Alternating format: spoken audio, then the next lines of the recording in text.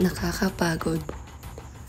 Nakakapagod umarte sa harap ng sangkatauhan at ipaniwala na okay lang, masaya ako, mabuti, pero hindi. Hindi kailanman naging mabuti sa akin ang mundo. Patuloy akong binabaon, dinidikdik hanggang sa madurog ako ng pinong-pino. Nakakapagod. Ayoko na. Wala naman akong kwenta kaya anong silbi ang mabuhay pa? Lahat sila hindi ako kinikilala. Parang hangin na dumadaan lang sa harap nila. Heto na naman ako, nagmumukmuk at umiiyak sa gabi. Kalungkutan na wala namang dahilan, di mailabas ang tunay na nararamdaman.